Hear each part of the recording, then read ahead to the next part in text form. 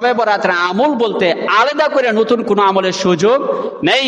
শবে বরাতের আলাদা কোনো রোজা নাই যে আপনি এই দিনগুলা রোজা রাখা লাগবে, আলাদা কোনো নামাজ নাই যে আপনি এই করে লাইলাতুল নিসফি মিন শাবান আল্লাহু আকবার বা নাওয়াইতু নুসরাত রাকাতে সালাতি শবে বরাত না আল্লাহু আকবার, এরকম কোনো কিছু নাই। আপনি নফল নামাজ যত পারেন পড়তে থাকেন, কারণ ওই রাত্রিতে আল্লাহ তাআলা আপনাকে মাফ করে দেবে। এই জন্য আপনি পড়বেন, আপনার মার জন্য, আপনার বাবার জন্য আপনি কান্না করবেন, পড়বেন। এই রাত্রিগুলার ভিতরে আল্লাহর হাবিব কবরস্থানে যায়, হ্যাঁ, আল্লাহর হাবিব এইরকম ভাবে কান্না করতেন, ছোট বাচ্চাদের মতো পানি বেয়ে বেয়ে দাড়ি মুবারক ভিজে জমিনে পড়ে যাইতো। তো আজকে আপনারা আমার এই সবরত রাত্রে আসলে যুবক ভাইরা দেখি ব্যান গাড়ি ভাড়া কইরা উঠে নিয়ে ঘুরে। কিরে বেটা, শবে বরাত রাত্র তোর ব্যান গাড়ি ভাড়া করে ঘুরার দিন এই রাত্র নি? এই রাত্রে আল্লাহ তাআলাকে তুই ডাকবি, মসজিদে থাকবে, সেজদা করবে, কান্না করবে। তোর বাবা মারা গেছে, তোর দাদা মারা গেছে, মা মারা গেছে, কত মানুষ মারা গেছে, তাদের জন্য দুইটা হাত তুলে তুই কান্না করবে না, ব্যান গাড়ি লয়ে হ্যাঁ ঘুরে।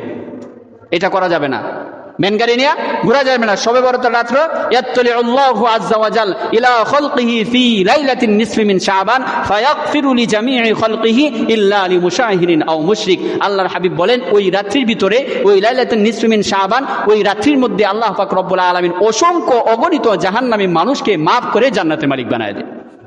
তো ওই দিনকে আমরা গুনাহের মধ্যে দাবিত হইব? যারা ব্যানগাড়ি নিয়ে চলার ইচ্ছা করছেন বাদ দিয়ে দেন। ও রাত্রিটা আসবেন, রাত্রি যতক্ষণ সম্ভব আমল করবেন। হ্যাঁ, রোজার ব্যাপারে যেটা বলা হয়েছে, আল্লাহর হাবিব রমজানের পূর্বে পুরা মাসেই, সহিহ হাদিসের মধ্যে বর্ণনা হয়েছে এরকম যে পুরা মাসে মোটামুটি ভাবে রোজা রাখতেন, শেষের দিকে রাখতেন না। শাবান মাসের শেষের দিকে কয়েকদিন রোজা রাখতেন না, এটা রমজানের প্রস্তুতি নিতেন। তো আমরা যদিও যাদের আমাদের রোজা রাখার দরকার, আগামী আমরা যে আইএমএ বীজের রোজা যেটা বলি 13-14-15 আগামী বৃহস্পতিবার, শুক্রবার, শনিবার ইচ্ছা করলে আমরা 3 দিন রোজা রাখতে পারি, নফল রোজা, কোনো সমস্যা নেই, কোনো সমস্যা নাই। যদি সম্ভব হয় আমরা ইনশাল্লাহ আইএমএ বীজের রোজাগুলা রাখবো। আল্লাহর হাবিব রাখছেন, আমিও রাখতে পারি, কোনো সমস্যা নেই। কিন্তু আপনি একটা দিন নির্ধারণ করে যেটা শবে বরাতের রোজা, এটা করা যাবে না। ইসলাম আবেগ দিয়ে চলে না, ইসলাম আবেগ দিয়ে চলে না। এই যে শেখ মুজিবুর সাহেবের বাড়ি ভাঙ্গা হইলো, এখন এক হিন্দু লোক স্ট্যাটাস দিছে, কই বাড়ি ভাঙ্গে ওই জায়গার মধ্যে মসজিদ করা হোক। বাড়ি যে ভাঙছে এটার মধ্যে কি করতো? মসজিদ করতো। আচ্ছা, সে কি মাসালা জানে মসজিদ কোন জায়গায় হবে? আপনি ওয়াকফা করে দিয়েছেন, ওই জায়গার মধ্যে মসজিদ হবে। মালিকানা একজনের জায়গা দখল করে আপনি মসজিদ করবেন কিভাবে? মসজিদ হবে? এটা জায়েজ হবে?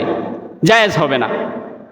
তো এখন যারা এই যে কথাগুলো বইলে সমাজের মধ্যে একটা বিশৃঙ্খলা সৃষ্টি করতেছে, অনেকেই তো কয় যে দেখো লোকটা হিন্দু, কিন্তু কথাটা কিন্তু ভালোই কইছে, এটা ভালো কথা কইছে। মুসলমানের ভিতরে আজকে বাংলাদেশের মানুষের ভিতরে একজন আরেকজনের সাথে লাগালাগির একটা ব্যবস্থা করতেছে, এটা বললা মুআজ্জাজ হাজরি। এই জন্য আবেগ দিয়ে ইসলাম চলে না, ইসলাম চলে কোরআন সুন্নাহ দিয়ে। আবেগ এই জায়গার মধ্যে মিশে ইসলামটাকে নষ্ট করার কোনো সুযোগ নাই। আল্লাহ তাআলা ওই রকম আবেগ ইসলাম বাদ দিয়ে চিন্তা চেতনা করে সত্যিকার ইসলামটাই আপনাকে আমাকে মানার তৌফিক দান করো, আমরা সবাই বলে আমিন। তাহলে শবে বরাতের বাড়তি কোনো আমল এখানে নাই। রাত্রে যে যতটুক পারেন নফল নামাজ পড়েন, যতটুক পারেন জিকির করেন, কোরআন কারিমের তিলাওয়াত করেন, আল্লাহ তাআলার কাছে চোখের পানি ছেড়ে কান্না করে দোয়া করেন, নিজের গুনাহ মাফ করান, মা বাবার গুনাহ মাফ করান। এইটা হবে ইবাদত, ওইটা হবে আমল। কিন্তু নতুন করে কোনো আমল এই জায়গার মধ্যে যোগ করতে যাবেন না ইনশাআল্লাহ। আল্লাহ তাআলা সবাইকে বোঝার তৌফিক দান করুক, আমরা সবাই বলি আমিন।